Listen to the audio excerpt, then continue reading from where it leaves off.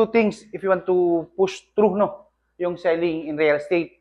So, two things we can, and Facebook ads, no. So, that's a long-term, parang use ng tao.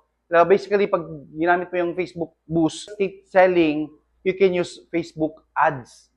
It depends, no? Parehas yung campaign, pero yung Facebook ads accurate than Facebook boost. No? So, sa Facebook boost, parang ano yan, sa sinihan, that's general admission.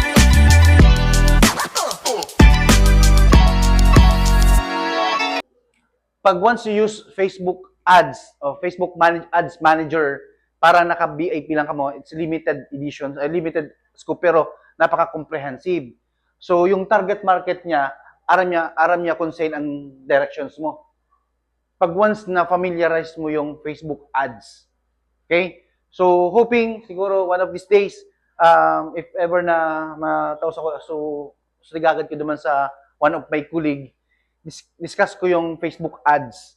So, basically, aram ko gabos, gagamit nito is Facebook boost, no? Okay din sa Facebook boost. So, usually, they go to marketplace. Tama?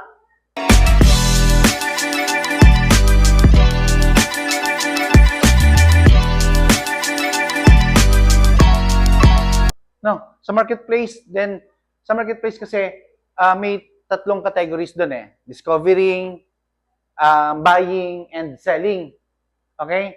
So, most of it, may mga connections yon. If you want to sell the product, so, you need to discover something, how to sell the product. Okay? If ever you want a buyer, meron din category, madidiscover na paano as a buyer, ito yung magiging options ko.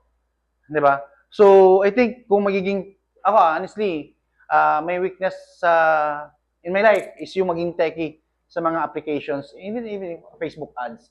I don't even use talagang for long Facebook ads. So, para at least, no, mapacify yung weaknesses ko, so I look for someone who can help me. That's yung expertise na tao na pwede makipag-build up.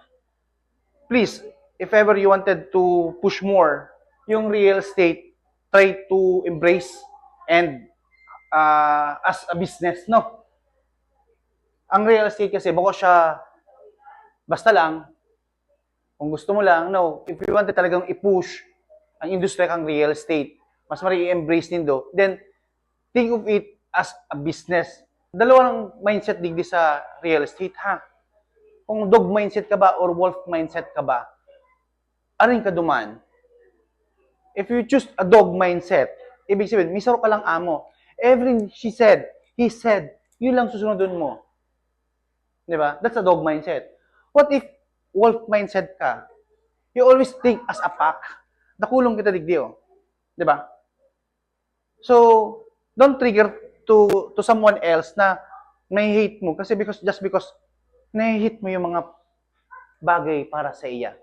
Siguro, you should be grateful to them na mayroong sarong tao nag-move. How about me? How about today? What will I do? So, yun yung mga bagay na gusto kong, i-implement every Saturday, every day.